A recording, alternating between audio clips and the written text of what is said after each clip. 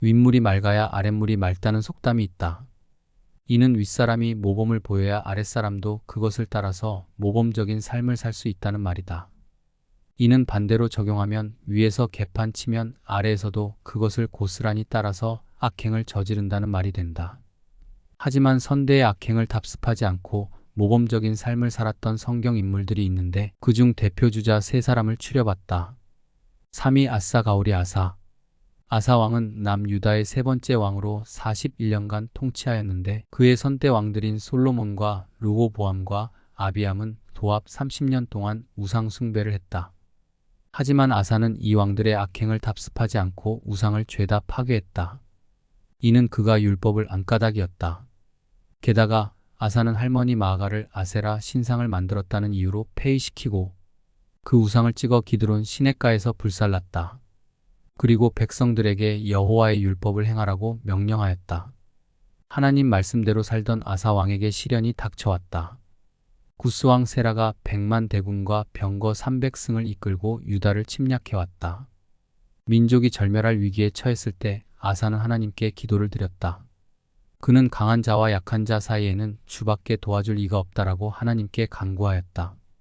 아사는 자신을 약한 자라고 표현하면서 겸손히 하나님께 엎드렸다. 그리고 아사는 사람으로 주를 이기지 못하게 하옵소서라고도 기도하였다.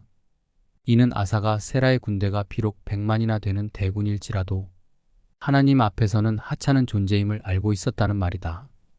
이렇게 겸손히 여호와를 의지하며 부르짖는 아사의 기도를 하나님께서는 응답하셔서 그토록 강하게 보이던 구스 군대가 건불과 같이 흩어지고 말았다. 아사와 유다 백성들은 세라와의 전쟁에서 승리함으로써 많은 노획물을 얻을 수 있었다. 그리고 유다 왕 아사가 하나님께 합당한 삶을 살아가자 하나님은 유다에 샬롬을 주셨다. 2위 유대판 칼빈 요시야. 남유다 16대 왕 요시야는 유대판 칼빈이다. 그의 할아버지 므낫세는 유다의 왕들 가운데 가장 악한 왕이었다. 전설에 의하면 그는 선지자 이사야를 톱으로 켜서 죽인 장본인이었다. 이 므낫세의 악행으로 유다는 얼마 안 가서 하나님의 심판을 받아 바벨론 포로기를 맞게 된다. 요시야의 아버지 아몬 또한 악한 왕이었다. 그는 선왕 므낫세의 악행을 그대로 답습했다. 그래서 요시야의 주변 환경은 그리 좋은 편은 아니었다. 그는 8세라는 어린 나이에 왕이 되었는데 8년 후인 16세 때, 즉 청소년기에 철이 들었다. 그래서 다윗의 길을 걷기로 뜻을 정했다. 다니엘 1장 8절을 보면 포로로 잡혀간 다니엘도 뜻을 정하고 왕의 진미와 포도주로 자신을 더럽히지 않았다고 했다. 신앙은 결단이다. 요시야는 20세에 우상을 파괴했고 26세 때 성전을 수리했다. 즉 6년간 아버지와 할아버지가 세운 우상을 제거하며 시간을 소모했다. 선대가 이렇게 잘못하면 애꿎은 후대가 그 짐을 떠안게 된다. 우리는 후손들 괴롭히는 조상들이 되어서는 안 된다. 요시야는 26세 때 개혁을 단행했다. 그래서 그는 먼저 황폐된 성전을 수리했는데 수리 작업을 하던 중에 제사장 hil기야는 율법책을 발견했다. 이는 모세오경으로 추정되는데 므낫세, 아몬, 요시야 도합 75년 동안 하나님의 말씀이 묻혀 있었다. 그래서 이 75년 동안 유다는 흑암기였다. 하나님의 말씀이 없으면 개인도 국가도 암흑기다. 말씀을 닫아놓으면 인생은 먹구름이 낀다. 하나님의 말씀이 열릴 때, 펼쳐질 때 비로소 개혁의 역사는 일어난다. 닫혔던 율법책이 왕 앞에서 읽혀졌을 때 요시야는 옷을 찢고 회개했다. 그로 인해 임박한 재난이 그를 피해갔다. 일이 광야에 핀 한 송이 백합화 히스기야. 남유다의 13대 왕 히스기야는 광야에 핀 한 송이 백합화와 같은 존재였다. 그의 부왕 아하스는 16년간 유다를 통치하면서 악행이란 악행은 모조리 저질렀다. 아하스의 악행의 극치를 보여준 것은 그가 이방 사람의 가증한 일을 본받아서 자녀를 불사르기까지 한 일이다. 상식적으로 보면 나쁜 영향을 받아서 아버지를 답습했을 것으로 생각할 수 있는데 히스기야는 곁길로 가지 않고 정직히 행했다. 히스기야를 통해서 우리가 알 수 있는 것은 선대가 아무리 악해도 내 당대에서 끊을 수 있다는 것이다. 그러므로 우리는 환경 탓하지 말아야 한다. 새로운 전통을 세우면 된다. 히스기야는 왕이 된 후 가장 먼저 성전 수리를 했다. 이와 더불어 그는 우상을 타파했다.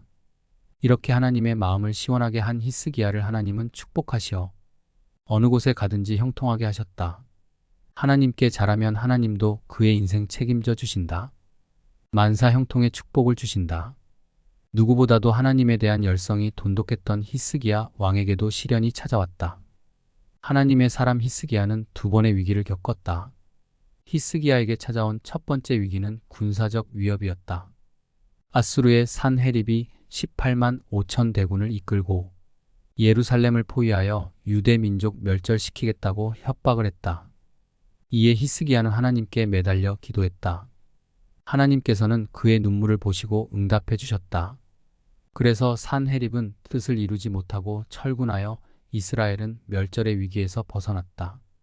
두 번째는 죽음의 병이 히스기야를 엄습한 것이었다.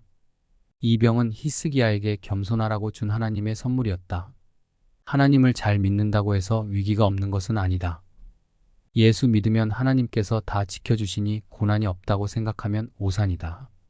죽음의 위기를 맞게 되자 히스기야는 첫 번째 위기 때처럼 하나님께 엎드려 기도했다. 그는 위기에 봉착할 때마다 기도로 그 위기를 돌파해 나갔다. 히스기야라는 이름의 뜻은 여호와는 힘이시다이다. 히스기야가 간구하자 하나님은 히스기야의 이름대로 제 방향으로 잘 돌고 있던 태양을 역류시켜서 히스기야 한 영혼의 생명을 연장시키는 여호와의 위대하신 능력을 보여주셨다. 하나님께서는 대자연의 섭리를 거스르면서까지 한 사람의 기도를 응답해 주셨다. 눈물의 기도는 역사하는 힘이 크다. 그러므로 우리도 히스기야처럼 하나님 앞에서 많이 울어야 한다. 사람 앞에서는 질질 짤 필요 없지만 하나님 앞에서는 어린아이처럼 눈물, 콧물 다 흘리면서 엉엉 울어야 한다. 하나님 앞에서 체면 차리면 자기만 손해다.